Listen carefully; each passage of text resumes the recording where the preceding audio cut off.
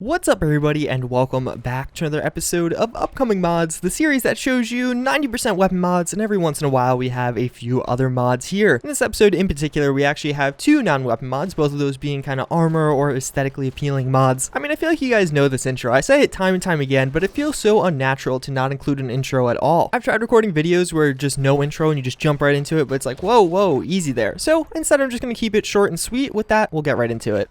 So we have yet another update to the 10mm SMG. This is a mod that I've been showing you quite a lot of lately. We have a few new images of it. First and foremost, seeing this brand new one, which seems to have wood furniture, or at least I think that's wood furniture. It might also just be brown steel, but that would be kind of weird. So I'm going to go with wood furniture nonetheless. And it also seems like we're going to have a nice scope attachment. I don't believe we've seen that one just yet. All around this gun, I've been showing you a lot of as of late. It is looking really cool. We also do have another image with a kind of red dot sight as well as a drum magazine. And last but certainly not least, the most exciting update out of this, I think, is texture work has begun. So that means this gun is moving quite along nicely and we are getting much closer to a proper release. I think this gun, more so than a lot of the other ones, is going to be pretty exciting to get in game, simply because I feel like I've really covered it extensively in this series. We saw it all the way back when it was just a base gun with a few simple attachments, and now we have a pretty extensive mod on our hands, and one that I think is going to be a huge success. Outfit mods are plentiful. You have tons of different options, whether you want to look badass but not wear much clothes, or if you just want to look very tactical. What we don't have a lot of is face paint mods, and that's what I'm going to show you right here today. So as you can see, what this mod is going to allow you to do is put on different face paints on your character so you could truly feel stealthy and like you are hiding behind a bush, even though the enemies will see you all the same. From these images, we could tell we're going to have at least two different types of camo for your face, both of them seeming to be woodland themed, like you're going to have a mix between OD green and some kind of brown or something like that. All around, I think this is very cool and something that definitely is going to have a spot in Fallout 4 modding. Some of the tattoo mods out there are extremely cool and I feel like don't get nearly enough attention. Everyone loves the armor and weapon mods that make your character look cooler and just badass, but I feel like some of these other mods similar to these that actually modify the way your character looks in a little bit of a different way are also very cool and play a huge role in character development, and for those of you who do roleplay. All around, a very cool mod and one that I think is looking very promising.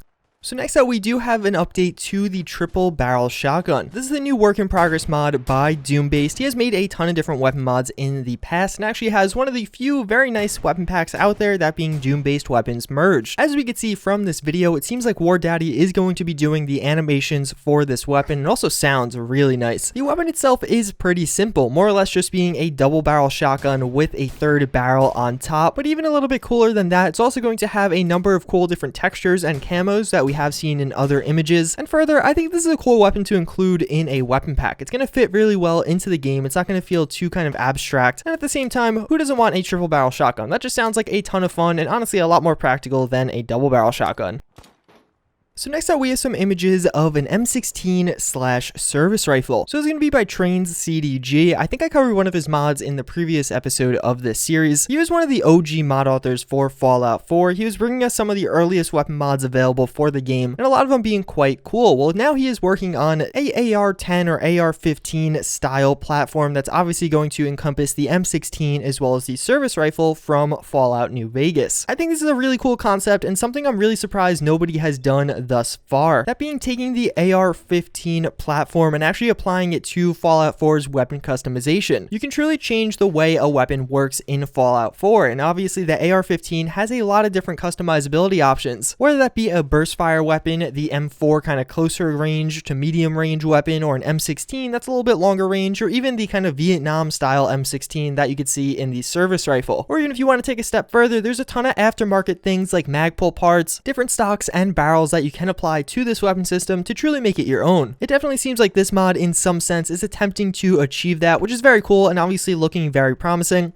So last but not least, we have the Tribal Power Armor from Fallout 3. This is currently a work in progress by Sovereign Walrus. He's made a ton of great mods like the TES-51 and the Submersible Power Armor. If you don't remember this, maybe you didn't get the DLC for Fallout 3. This was actually added in through the Pit DLC. It was just one of the power armors that was unique to that DLC and a little bit unique in its own right. It's kind of like a modified version of the T60. Obviously, it looks pretty cool. It has a nostalgia effect going for it. The Pit was a lot of people's favorite DLC out of Fallout Fallout 3. That was back in the days when I was much younger and didn't have as much disposable income. Not that I'm some rich guy now, but that $10 DLC was a lot to me, so I had to pick and choose which one I wanted to buy. I actually never ended up buying the pit or even playing it. I think I bought Broken Steel as well as Operation Anchorage. Regardless, as you can see by the images, the armor looks very cool. I think it speaks for itself. Sovereign Walrus is a great mod out there. He's made a ton of really high quality mods, and it's really awesome to see him going back now and redoing a bunch of other mods, as well as working on some new ones. That's pretty much going to wrap it up for this episode of Upcoming Mods. As always, I thank you guys for watching. Let me know in the comments down below, which of these were your favorite? What do you want to download the most? Which are you most hyped for? I don't really know. I'm kind of caught on this episode. I feel like we got a ton of cool content. I don't have one favorite that stands out. Again, as always, I thank you for watching, and I do hope to see you guys all next time. Later.